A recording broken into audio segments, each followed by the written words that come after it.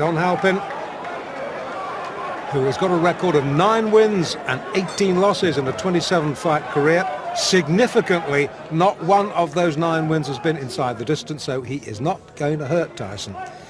Can he survive? Tyson, we know from what we've seen so far, he is not a fighter who throws a lot of jabs. He likes to work in close, just puts out a little left feeler and then comes in swinging behind that. Halpin, nicely tucked up, good technique. But these body shots, they hurt. Trust me, they hurt. It's very rare that you will see a fighter stop with a single body shot. What they do is they sap your strength. They will wear you down in later rounds. That was a little bit near the borderline. Tyson gets away with it. You will note he's an orthodox fighter, Tyson. Left hand, left foot forward, as indeed is Halpin. It's probably asking a bit much in a young fighter's fledgling professional career to put him with a southpaw just yet. That'll come, that'll come. Already we're seeing a different side of Mike Tyson tonight. It's almost as if his corner have said to him, listen, you don't have to win every fight inside one round. Feel this guy out. This guy, professional fighter, Don Halpin, experienced 27 fights. Tyson has had just the 2. So feel this man out. Give him a little bit of respect. Probe for his weaknesses. Find out what his weaknesses are. When you found out what those weaknesses are, then you can exploit them. Tyson, notably slower. Just hark your mind back to those fights we saw just a few moments ago against Mercedes and Singleton. Tyson exploded out of his corner for those 2 fights. This, a much more calm, a much more measured approach from this young man. Originally from New York City, now fighting out of the Catskills, where his mentor and father figure, Cus D'Amato, has been raising him in the fistic arts. It looks as though, you know, that Halpin's going to get through a round. I hope I'm not going to eat my words. Tyson down on his heels, and we saw him up on his toes in the opening round, first couple of fights. It's almost as if, as I said a moment or so ago, that his corner have told him, just extend this a little bit. Don't be in a rush to finish. And this is a good opening round. Good opening round for both boys. Halpin, to his credit, he's come to fight. He's testing Tyson out, got through with 1 or 2 good jabs. I still think Tyson is winning the round on the sheer volume of punches throwing. But Halpin, he's no mug. Good first round.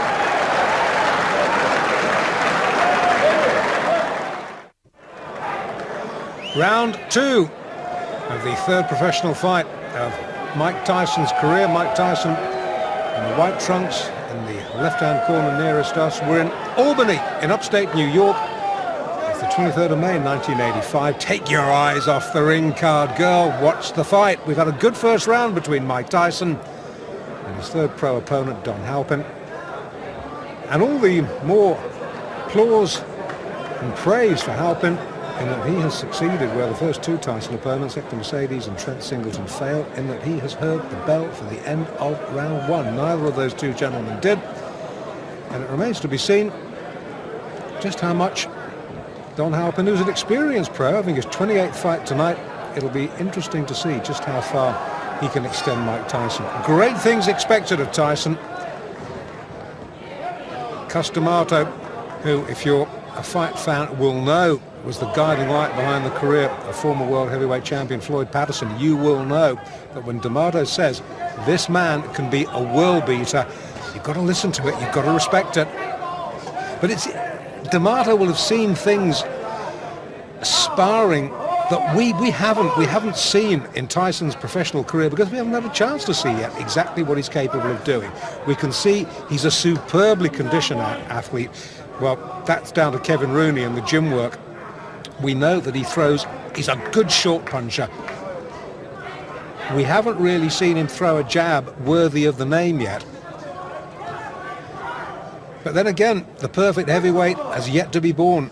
I remember once the great Eddie Futch trainer of Joe Frazier, sitting me down and telling me what Muhammad Ali's weaknesses were. Now, I was a fellow who thought Muhammad Ali didn't have any weaknesses until Eddie Futch told me. And when Eddie Futch had explained it to me, and you watched Ali next time, you realised the truth of what he was saying. So the perfect heavyweight has not been born, but maybe Mike Tyson might be, because that was a jolting little left hook that shook Halpin right down to his heels. He backs up, tries to hold, Tyson clubs him off again with the left. Now this is going to be a real test for Don Halpin. He definitely was hurt there, looks apprehensively at Tyson over his shoulder, plods gamely forward, Tyson just jinking side to side. Good upper body work from Tyson, looking for the opening, fires out a jab, misses. But again, these little hooks of his rarely do. Going back to what I was saying about Ali, never missed with a jab, but was not that good, strangely enough, fighting inside. Now, Tyson is almost the mirror image of that. Haven't seen him jab effectively yet, but boy, when he gets within close range, you better watch out, because he is a bit good. And he's starting to get through to Halpin now, and he's starting to hurt him. Leading with the right, just switching to southpaw there for a minute. Leading with the right hand, right foot forward. Good right hand again from Tyson. Hasn't quite got his range yet as the youngster.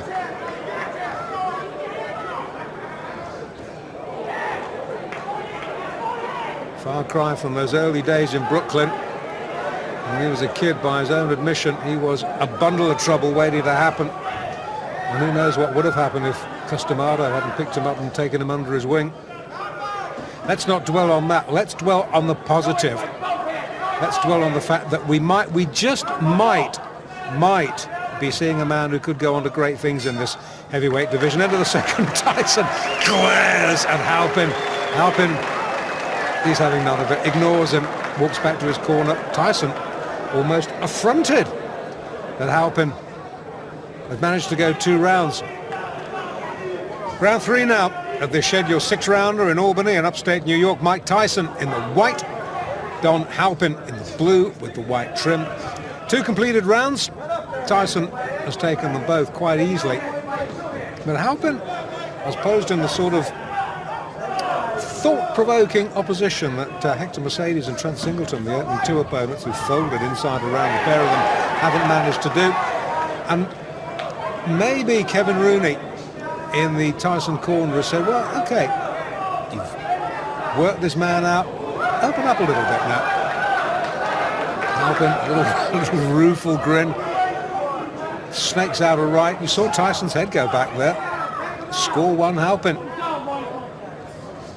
Once again, Tyson switched to southpaw.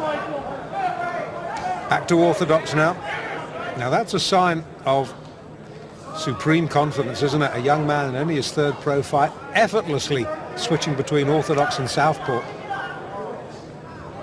Again, fighting out of the southpaw stance. I think this is really just to see if he can, against an opponent who, as I've already said, is not going to hurt him. Halpin has never stopped anybody. I'm not even sure whether he's ever decked anybody. So he's not going to hurt Tyson. So Tyson can use this experience to just try out a couple of new moves, because there's a big difference between the gym and the ring, as any pro will tell you. And he hurt Halpin there. He backs him up against the ropes. The more experienced man holds on, the ref having none of it, pulls him apart. And every now and then, when Tyson gets through with a shot, he really shakes Don Halpin. And you can sense that Tyson maybe now is looking for the one big shot. Tyson himself just holds on. He's backed up himself on the ropes, turns him well. Halpin, wily old pro, the chin tucked down, but he gets clipped with a right hand then. He will not be able, I tell you, to take too many of those. Tyson now starting to double up, hooking off that jab, again fighting out of the southpaw stance, which he's favouring increasingly more in this fight. Maybe he's realised that Halpin doesn't like it when he comes at him southpaw fashion. Crowd, unlike the first couple of fights, pretty quiet. reacting to the good punch, but absorbed like I am, really, because, to be quite honest, having seen 2 one-round wins, I'd expected this to follow suit. I'd expected Don Halpin to be another sacrificial victim. Not to be. 3 rounds he's gone.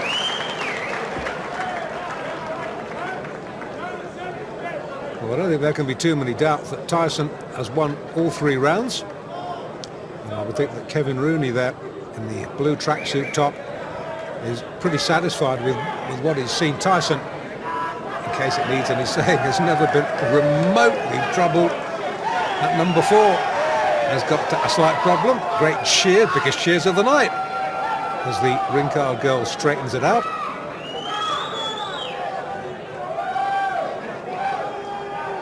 And fight fans are the same the world over. Show them pretty girl. Pretty girl gets the cheers. And the fighters, for the moment, are forgotten.